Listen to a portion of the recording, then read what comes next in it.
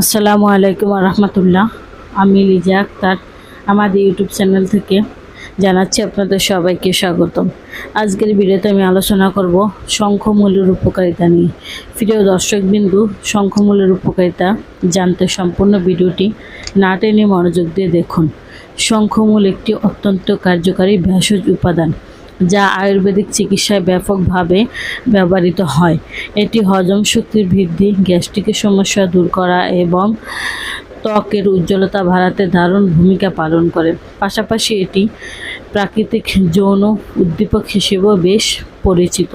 শঙ্খমূলের প্রধান উপকারিতা হলো হজম শক্তি ও গ্যাস্ট্রিক নিয়ন্ত্রণের ক্ষেত্রে এটি হজম শক্তি বাড়াতে সাহায্য করে এবং বদহজম, পেট ফাঁপা ও গ্যাস্ট্রিকের সমস্যার সমাধানে অত্যন্ত কার্যকর।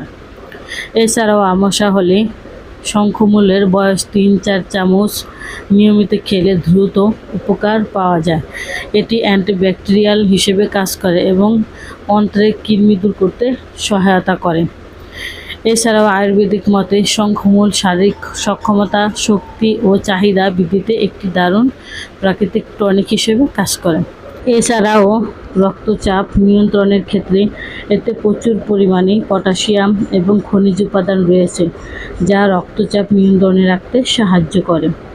ত্বকের উজ্জ্বলতা ও তারুণ্য ধরে রাখার জন্য শঙ্খমূলের শঙ্খগুঁড়া অথবা মুলতানির মাটি বা গোলাপ জলের সাথে মিশিয়ে ত্বকে লাগালে ত্বকের বলিরেখা ও ব্রণের দাগ এবং রোদে পোড়া ভাব দূর হয়।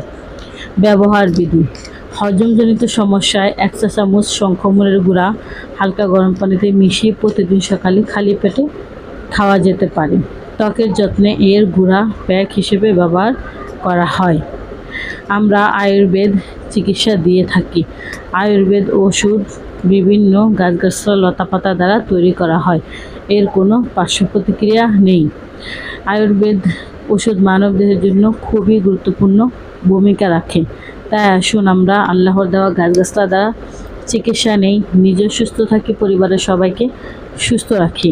থ্যালাসেমিয়া বা রক্তশূন্যতা সহ যে কোনো রোগের সমস্যার সমাধানের জন্য এখন স্ক্রিনে দেওয়া ফোন নাম্বারে যোগাযোগ করুন অথবা আমাদের চেম্বারে চলে আসুন। আমাদের চেম্বারের ঠিকানা হলো কাউন্দিয়া বাজার, দিয়াবাড়িঘাট, ঢাকা মিরপুর 1। প্রিয় দর্শকবিন্দু, এত সময় আমাদের সাথে থাকার জন্য আপনাদের সবাইকে অনেক অনেক ধন্যবাদ। আজ এ পর্যন্তই। সবাই ভালো থাকেন, সুস্থ থাকেন। দেখা হবে পরবর্তীতে নতুন কোনো ভিডিও নিয়ে। আসসালামু আলাইকুম রহমতুল্লাহ। আল্লাহ হাফেজ।